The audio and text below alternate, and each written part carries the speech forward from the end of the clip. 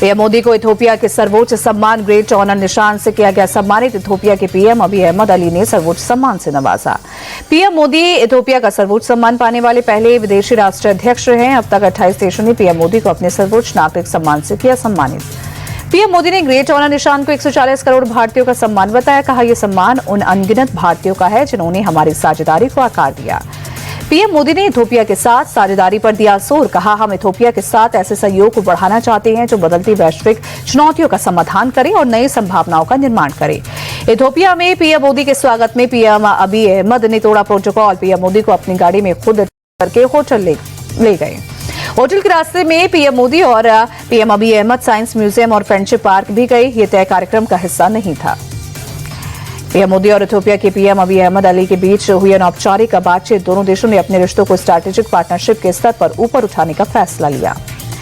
भारत और इथियोपिया के बीच 8 मुद्दों पर बनी सहमति। राजनीतिक, आर्थिक, रक्षा, व्यापार और निवेश में सहयोग बढ़ाने पर दोनों देश सहमत।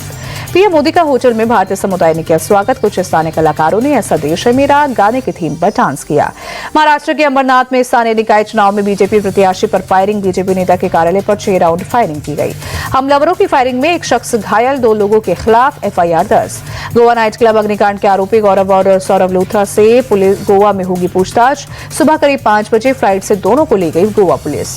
गोवा पुलिस को पटियाला हाउस कोर्ट से लूथरा ब्रदर्स की 2 दिन की ट्रांजिट रिमांड मिली। थाईलैंड से आते ही कल एयरपोर्ट पर दोनों को किया गया था गिरफ्तार। लुधियाना सेंट्रल जेल में कैदियों के 2 गुटों में हिंसक झड़प। हालात पर काबू करने पहुंचे जेल अधिकारियों पर भी किया हमला। जेल अधीक्षक कुलवंत सिद्धू पर कैदियों ने ईंट से किया हमला। सिर में आई गंभीर चोट, अस्पताल में भर्ती। यूपी में अवैध घुसपैठियों के खिलाफ अभियान जारी। वाराणसी में पुलिस का ऑपरेशन टॉर्च। झुग्गी झोपड़ियों में लोगों के चेक किए दस्तावेज। यूपी के बाराबंकी में गरजा प्रशासन का बुलडोजर बिना नक्शा पास करवाए जमीन की प्लॉटिंग और अवैध निर्माण के खिलाफ हुआ एक्शन। कानपुर में अवैध अतिक्रमण पर बुलडोजर एक्शन। 73 मकानों को किया गया ध्वस्त। सरकारी जमीन पर कब्जा करके बनाए गए थे घर। बिहार के रोहतास में बुलडोजर एक्शन के खिलाफ फूटा लोगों का गुस्सा। सड़कों पर की आगजनी। विधायक के खिलाफ लगाए नारे। बिहार के नालंदा में बुलडोजर एक्शन के दौरान बवाल। अतिक्रमण हटाने पहुंची नगर पालिका टीम से दुकानदार भिड़े। पुलिस ने किया लाठीचार्ज। अहमदाबाद के सरदार नगर के पास कमलदाबाद तालाब की जमीन पर अवैध निर्माण के खिलाफ डिमोलिशन ड्राइव। करीब 150 अवैध निर्माण पर चला प्रशासन का बुलडोजर। प्रशासन के मुताबिक अवैध निर्माण करने वालों को पहले दिया गया नोटिस। मकान खाली नहीं किए जाने पर की गई सख्त कार्रवाई। बेंगलुरु में हार्ट अटैक के बाद शख्स को नहीं मिली एम्बुलेंस। बाइक से अस्पताल जाते समय हुआ एक्सीडेंट। अस्पताल पहुंचने से पहले हुई मौत। महाराष्ट्र के चंद्रपुर में कर्ज से परेशान किसान ने बेच दी किडनी। पुलिस ने 5 आरोपियों को किया गिरफ्तार। साहूकार ने 1 लाख को बना दिया था 74 लाख।